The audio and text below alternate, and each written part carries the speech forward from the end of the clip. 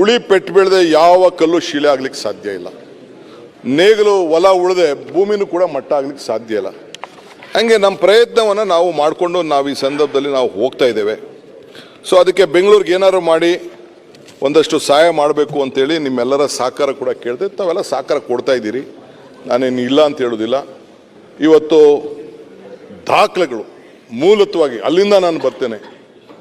ಎಲ್ಲ SM ಕೃಷ್ಣರವರು ಭೂಮಿ ಅಂತ ಒಂದು ಸ್ಕೀಮ್ನ ತೆಗೆದುಕೊಂಡ್ರು. ಭೂಮಿ ಅಂತೇಳಿ 2000ರಲ್ಲಿ ತೆಗೆದುಕೊಂಡು ಬಂದರು.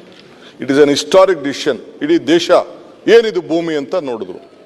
ಪಾಣಿಗಳನ್ನು 5 ರೂಪಾಯಿಗೆ ಎಲೆಕ್ಟ್ರಾನಿಕ್ ಪಾಣಿಗಳನ್ನ ಎಲ್ಲ ಬರಿತಾ ಇದ್ರು. ಯಾರ್ಯಾರ್ದು ಅಸೋಸಿಯೇಷನ್ ಬರಿತಾ ಇದ್ರು. ಕಂಪ್ಯೂಟರೈಸ್ ಮಾಡಿ ತೆಗೆದುಕೊಂಡು ಬಂದರು. ಆದರೂ ಕೂಡ ಇಲ್ಲಿವರೆಗೂ ಕೂಡ ನಾವು ಬೆಂಗಳೂರಿನಲ್ಲಿ ಅದನ್ನು ಆ ರೆಕಾರ್ಡ್ನ ಇನ್ನು ಮ್ಯಾನ್ಯುಯಲಲ್ಲೇ ಬರಿತಾ ಇದ್ವು. ಬೇಕಾದಷ್ಟು ಆಗ್ತಾ ಇದ್ವು. ಎಲ್ಲ ಬೆಂಗಳೂರು ಬೆಲೆಗಳು ಎಲ್ಲ ಗಗನಕ್ಕೆ ಹೋಗ್ತಾ ಇದೆ. ಇದನ್ನ ಏನಾರು ಮಾಡಿ ಮಿಸ್ಯೂಸ್ನ ತಪ್ಪಿಸ್ಬೇಕು ಅನ್ನೋ ದೃಷ್ಟಿಯಿಂದ ಡಿಜಿಟಲೈಸೇಷನ್ ಆಫ್ ಪ್ರಾಪರ್ಟಿ ರೆಕಾರ್ಡ್ಸ್ ಅಂತ ಹೇಳಿ ತಂದು ಇಲ್ಲಿ 25 ಲಕ್ಷ ಆಸ್ತಿಗಳು ಬೆಂಗಳೂರಿನಲ್ಲಿ ಇದೆ.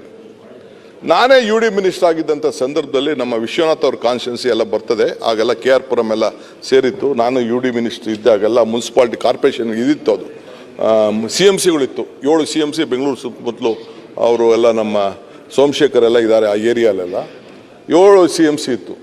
ನಾವು ಸೆಲ್ಫ್ ಅಸೆಸ್ಮೆಂಟ್ ಸ್ಕೀಮ್ ಅಂತ ಹೊಸದಾಗಿ ತಂದು ನಮಗೆ ಜನರ ಮೇಲೆ ಒಂದು ವಿಶ್ವಾಸ ಇಟ್ಟು ಏನಾರು ಒಂದು ಮಾಡ್ತಾರೆ ಅಂತ.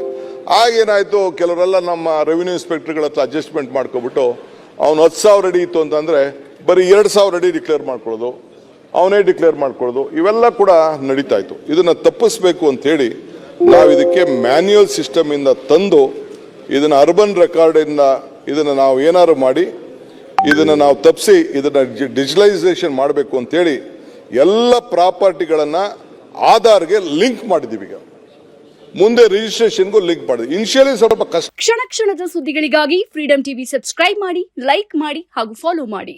ಹೊಸ ಸುದ್ದಿಗಳ ನೋಟಿಫಿಕೇಶನ್ಗಾಗಿ ಬೆಲ್ ಐಕಾನ್ ಮೇಲೆ ಕ್ಲಿಕ್ ಮಾಡಿ.